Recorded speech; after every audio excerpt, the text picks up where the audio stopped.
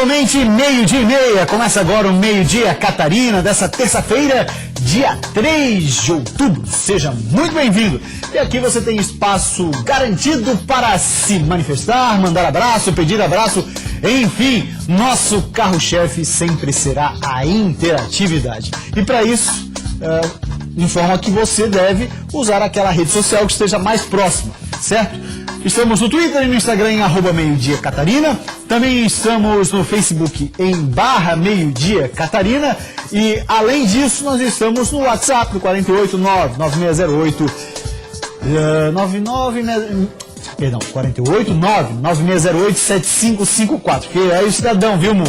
Tenta falar e pensar no que vai falar depois, aí não dá, né, amigo? Dá pane. Não, primeiro fala uma coisa, querido. Depois tu completa aquilo que tu falou, aí tu pensa um pouquinho e a próxima coisa se fala, que é o que nós vamos falar agora. Pois bem.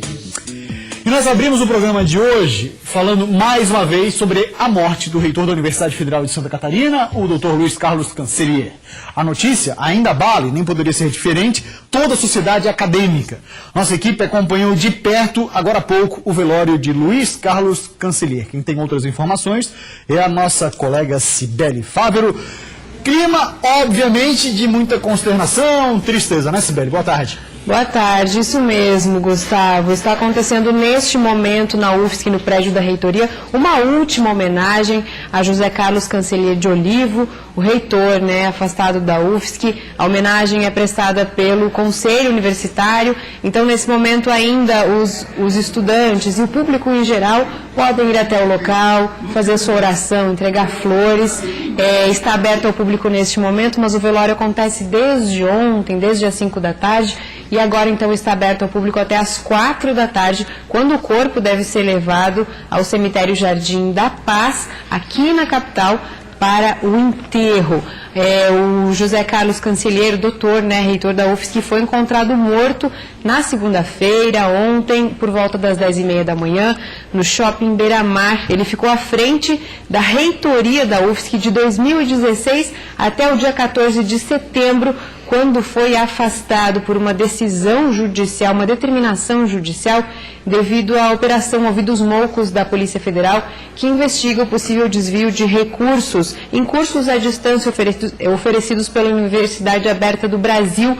O Cancellier seria suspeito de interferir na investigação.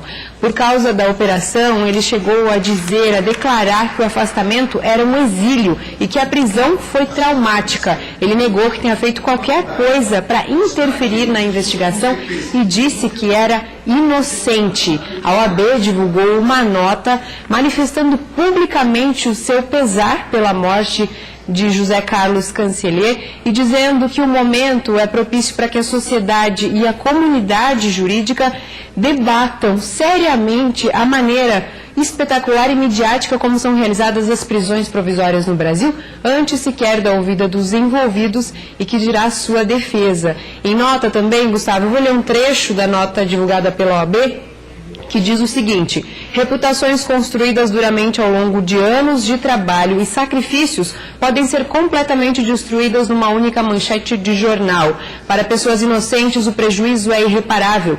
Cabe-lhes a vergonha, a dor, o sentimento de injustiça. O peso destes sentimentos pode ser insuportável. Essas são as palavras do AB, se referindo a toda essa repercussão que teve a Operação Ouvidos Moucos e que levou à prisão do reitor, uma prisão preventiva, que no dia seguinte ele foi liberado, estava sendo investigado e não tinha sido feita a sua defesa. Gustavo.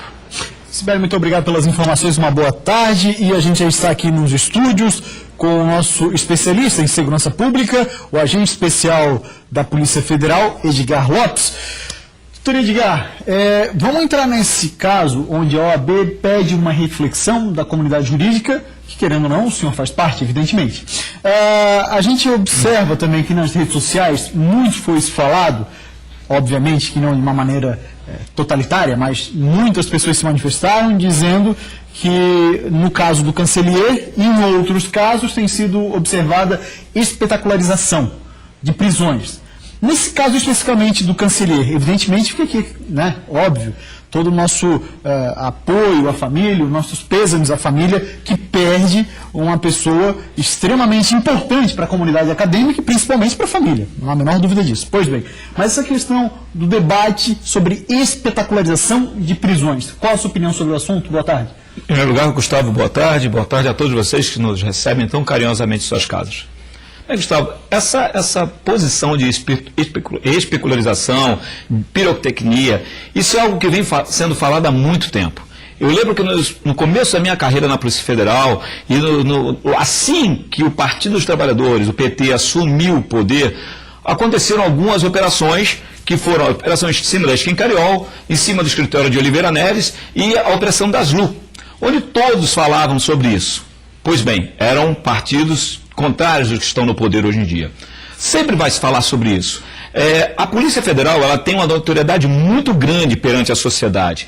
Então, se saem 2 viaturas, 3 viaturas da Polícia Federal para cumprir mandatos expedidos pela Justiça, ou seja, legalmente autorizados, é fato que vai causar um impacto junto à sociedade, porque a Polícia Federal hoje é notada de total credibilidade. Nesse caso, especificamente do reitor, foi uma investigação de mais de 55 dias. A juíza recebeu a documentação, ficou 55 dias analisando todas as provas, a robustez das provas, fato que levaram ao convencimento da juíza que autorizou sim a prisão. Se a condenação, se a culpa ou não, isso ia ser averiguado ao fim das investigações, fato o qual não chegou. Então ninguém pode ser responsabilizado pela postura do reitor, um cidadão doutor em direito, conhecedor de defesas, que poderia sim ajudar na sua própria defesa aos seus advogados e mostrar sua inocência ou não, dependendo ao final das apurações, e, ou seja, nem juíza, nem delegados federais, nem agentes federais são culpados pela pessoa querer tirar a própria vida.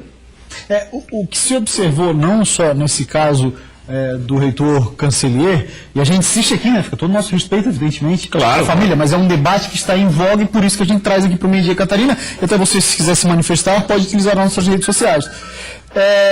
Na situação especificamente de outros casos também, e não só específico do doutor Cancellier, fica nítido em determinados momentos que me parece que há uma pressão para que haja um relaxamento no trabalho tanto judiciário quanto da Polícia Federal. Eu não sei se o senhor também entende assim. Eu entendo dessa forma, Gustavo. Quando a polícia ela se manifesta mais, é quase aquela história do juiz dentro de campo de futebol. Quanto mais o juiz aparece, é que mais faltas estão acontecendo dentro do jogo. Né? Então, não ocorre essa especularização, essa pirotecnia. A imprensa vive, claro, de notícias. E quando a Polícia Federal ou outras polícias realizam grandes trabalhos, é claro que isso vai trazer uma notoriedade. Então, não vejo dessa forma que deva ser revista dessa maneira. Existe um livro chamado Assassinato Assassinato, agora me fugi, do Roberto Tuma Júnior. Nele ele já falava sobre isso, que muitas pessoas passaram sobre esse trauma. Né? E foram juízes que foram afastados. Eu cito aqui a Operação Anaconda, onde 2 juízes federais foram presos. Né? Então isso acontece. E os juízes, no final, provaram suas inocências, voltaram a trabalhar. Né? Delegados federais já foram presos. Então, o cidadão, ele passa por uma investigação, ele depois vai provar sua inocência. E aí, nesse caso, especificamente do reitor da Universidade Federal de Santa Catarina, me parece que há um movimento no sentido de querer colocar a culpa na própria Polícia Federal, na Justiça, no caso na juíza que teria decretado a prisão dele, de forma temporária. Teria a possibilidade de ser temporária a prisão do Cancellier mesmo? Sim, a juíza pode entender dessa maneira. A delegada Érica, que conduziu as investigações, é uma das pessoas mais competentes e mais criteriosas que eu já trabalhei dentro da Polícia Federal. Ela é uma excelente delegada. E ela, com as suas provas, levou até a juíza entendeu que seria, sim, necessário a prisão e assim o fez. Muito bem, aqui está então debatido um assunto, também as nossas redes sociais estão abertas para quem quiser se manifestar, mas mais uma vez, né, doutor Edgar, a gente coloca aqui toda a nossa solidariedade à família, amigos e comunidade acadêmica que nesse momento sofre, querendo ou não, e muito a perda do doutor Cancellier. É claro, Gustavo, ninguém gosta de perder uma vida, ainda mais uma pessoa pública, uma pessoa tão importante para a sociedade. Doutor, até semana que vem, muito obrigado. Gustavo, mais uma vez, um obrigado e uma boa tarde a todos que nos assistem.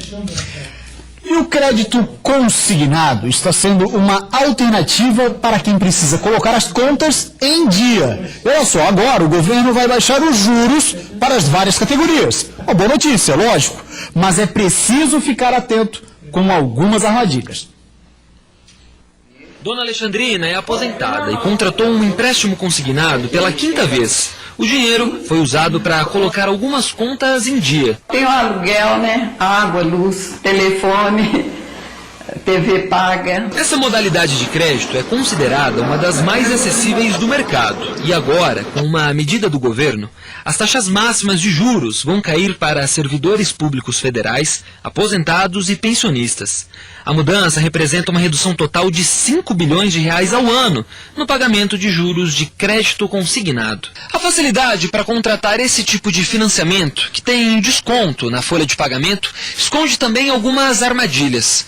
Um dos principais cuidados é calcular o valor das parcelas para não comprometer demais o orçamento. Se a pessoa não olhar o seu orçamento e as suas despesas que já ocorrem durante o mês, ela pode aí pensar o seguinte, que tem um dinheiro extra, só que no caso ele está tendo o quê? Um desconto em folha ou, no caso de pensionistas, uma redução no valor do seu INSS.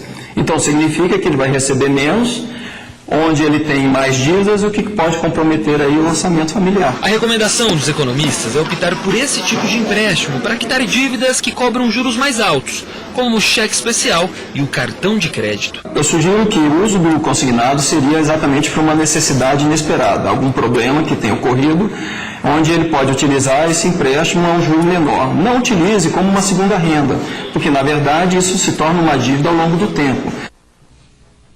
Muita responsabilidade, porque nesse caso, se o empréstimo ele entra, como bem disse o especialista, na questão você incluir no seu orçamento como uma renda extra, esquece, não é, né? É momentâneo e mais. Você precisa fazer ali suas contas de mês a mês, do mês inteiro, para saber se tem a capacidade ou não de fazer aquele pagamento, incluir mais esse gasto no seu orçamento. Sendo bem utilizado, ajuda bastante. Muito bem, olha só. Lembrando que o nome do livro que o Dr. Edgar falava ainda há pouco é Assassinato de Reputações. Para quem quiser ter mais informações, o nome do livro é Assassinato de Reputações, de autoria do... Era delegado, né? E deputado também, não? Não, o delegado Romeu Tuma Júnior, né? Muito conhecido em São Paulo e no Brasil por conta de suas obras e também secretário de Segurança lá de São Paulo. Muito bem. Olha só, veja a seguir em futebol, 4 times iniciam nesse fim de semana a disputa pelo título da Copa Santa Catarina, a competição da vaga na Copa do Brasil de 2018. E ainda, saiba qual é o sentimento da cidade de Concórdia após a confirmação do retorno do Galo do Oeste para a elite do estadual do próximo ano. Agora 12h43 e a gente volta já!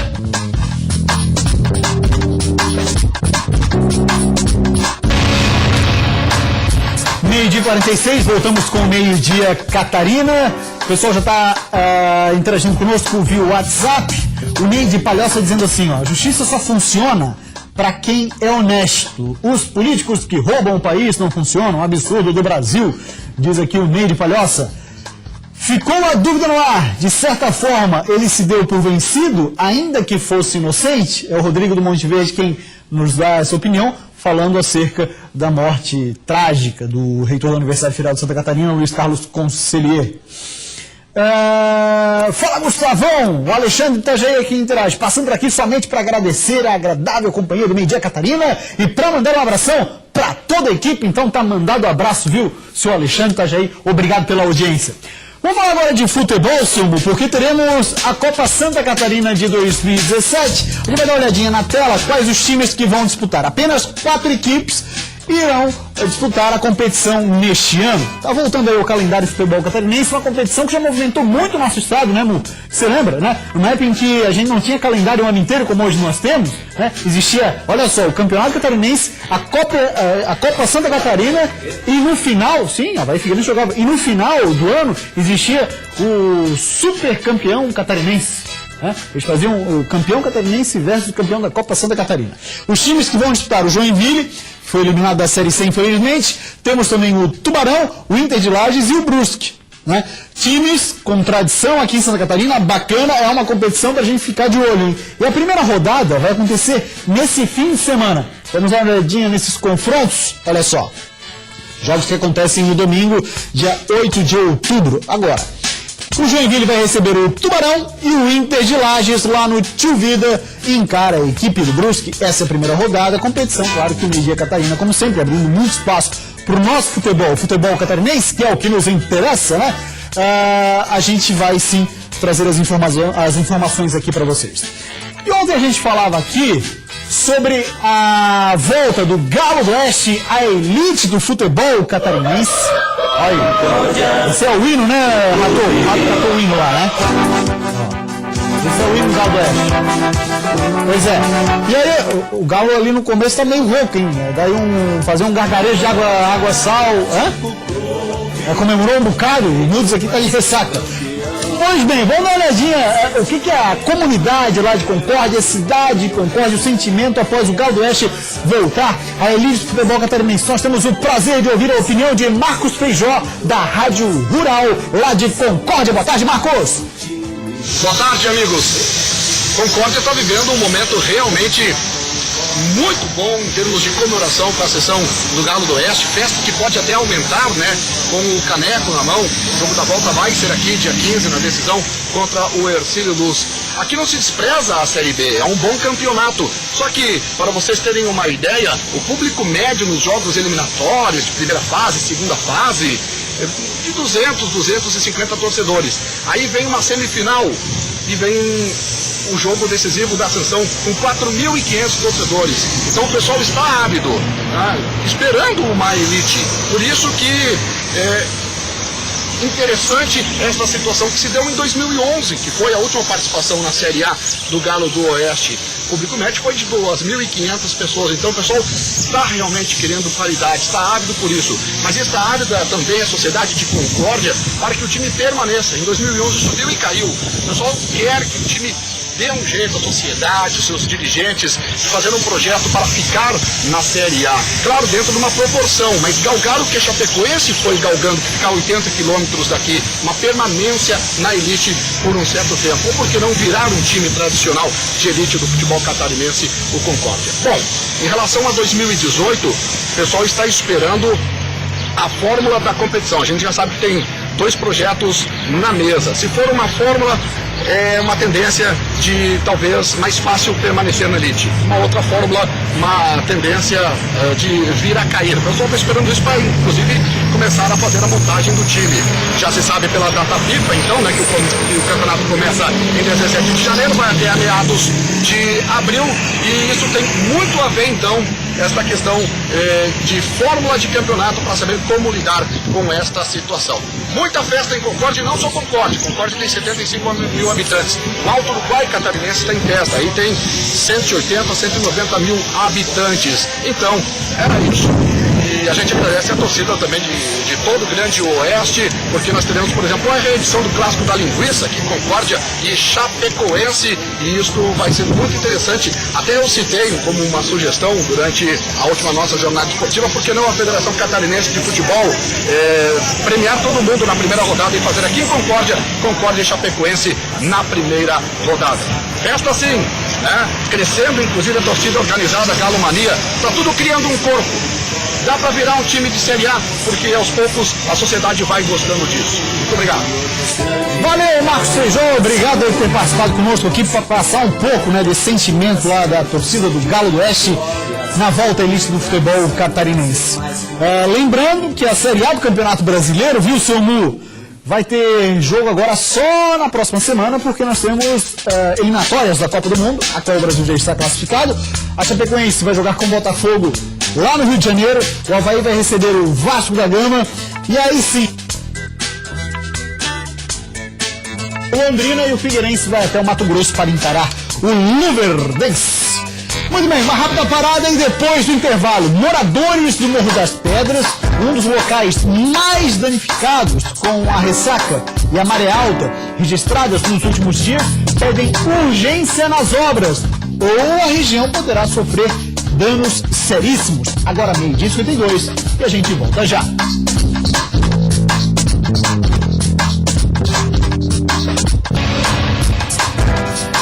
Meio-dia e 55, voltamos com o Meio-Dia Catarina. Devem começar ainda esta semana as obras de recuperação do Morro das Pedras, na capital. O local foi um dos mais danificados com a ressaca e a maré alta registradas com frequência nos últimos meses.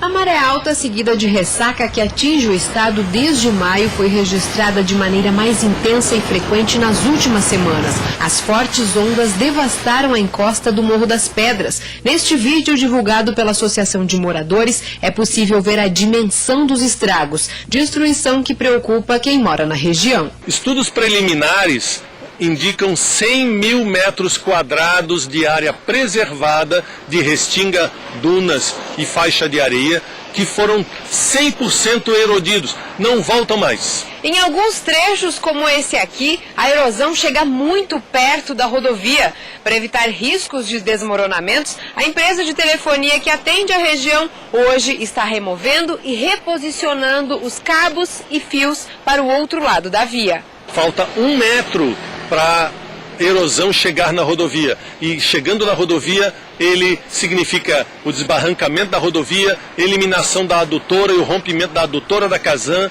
interrupção do fornecimento de água para 180 mil moradores e aqui é o único fluxo de trânsito para todos os moradores do extremo sul da ilha. Segundo o DEINFRA, Departamento Estadual de Infraestrutura, o contrato de prestação de serviços para as obras emergenciais da recuperação do Morro das Pedras deve ser firmado amanhã. O custo médio é de R$500 mil. Com a dispensa de licitação, os trabalhos devem começar ainda nesta semana. Ontem, a diretoria, técnicos da diretoria de projetos e planejamento estiveram no local e estão concluindo a elaboração de um projeto de engenharia, não um projeto executivo, mas um projeto de engenharia com o volume do material a ser utilizado. Caso os trabalhos de recuperação não comecem dentro do prazo, os moradores prometem bloquear a rodovia. Aguardando o DEINFRA na quinta-feira trazer o papel assinado com o começo do serviço aqui. Caso não aconteça isso, a gente vai manter em alerta o fechamento da 406. A Associação de Moradores, o Nereu esteve lá hoje de manhã, a Associação de Moradores está perfeita no sentido de fechar como protesto e mais, para resguardar a segurança de pessoas que vão passar por ali, porque a gente vê, né, Nereu, você esteve lá próximo, é de assustar, né? Tá muito perigoso, está muito próximo de parte da rodovia de Pencar e tem um acidente seríssimo. Aproveitar para falar aqui do Edilson Magalhães, que interagiu conosco via o Twitter, o @meio-dia Catarina, falando sobre o episódio da lamentável morte do reitor da UFSC, Luiz Carlos Cancelheiro. Ele disse assim: o fato é lamentável, a primeira coisa que falou Edilson, mas o que vemos agora, aí por outras pessoas, evidentemente, é a utilização deste episódio para difamar a ação da Polícia Federal e da Justiça, suscitando o abuso de autoridade como justificativa para frear as investigações de muitos envolvidos no sumiço de 80 milhões. Esse é o fato, a opinião do Edilson, sendo registrado aqui no Meio-Dia Catarina. E de acordo com dados da Defesa Civil, o vendaval e o granizo do último final de semana atingiram mais de 6 mil pessoas em Santa Catarina. Com a volta do sol, Adelmo está conseguindo cobrir sua casa, que teve o telhado totalmente destruído. Na hora da chuva de granizo, ele, a esposa e os filhos tiveram que se socorrer dentro desse caminhão. Até passar, depois a gente pegou e correu, já buscar lona, já se proteger, né? Puxamos um pouco das coisas aqui dentro do caminhão para se proteger, né? Põe as camas e coisa arada para não molhar muito, né? E foi tocado esperar passar, né? É o tempo ruim aí que veio para nós, é a primeira vez que foi um tempo bem complicado, né? O vendaval e o granizo do último final de semana atingiram mais de 6 mil pessoas em Santa Catarina, mas não houve registros de desabrigados ou desalojados. O município mais atingido foi Chapecó, com 582 residências afetadas. E, de acordo com o Corpo de Bombeiros, foram distribuídos mais de 14 mil metros de lonas para a população cobrir o telhado das casas. É um período onde que a passagem do inverno para a primavera, ele é característico dentro do estado de Santa Catarina, que tem a condição de ventos fortes e também a entrada dessas massas de ar frio, ela traz junto a questão de chuva intensa no final da tarde, início da noite, e o risco de granizo isolado. A Defesa Civil, ISO ou vendaval, procurem locais seguros para se protegerem. Devem sempre que possível ficar longe de estruturas ou edificações altas, como poste, como a questão de árvores, como placas que possam vir a ser arremessadas. Evite ficar próximo das janelas de vidro ou janelas que tenham grandes vidros, que o vento pode ocasionar a quebra e o ferimento dessas pessoas. É importante ressaltar que dentro da residência, o local mais seguro é o banheiro de alvenaria. Esse banheiro é um espaço mais compactado, onde tem poucas janelas, e na maioria das vezes tem o processo de laje, então esse é um local mais seguro dentro da residência. E lembrando que qualquer emergência deve ser acionado o telefone de emergência do Corpo de Bombeiros, o 193, ou o telefone de emergência da Defesa Civil Municipal dos municípios que possuem através do número 199. 193 e 199 os números. Rapidinho, antes de encerrar, o último recado aqui via WhatsApp do Neide Palhoça, falando sobre a situação do Morro das Pedras. Cuidado, o que é do mar, ele toma de volta, diz o Ney. Muito bem, o Meio-Dia Catarina de hoje fica por aqui. Para você, uma ótima tarde de terça-feira e até amanhã. Tchau.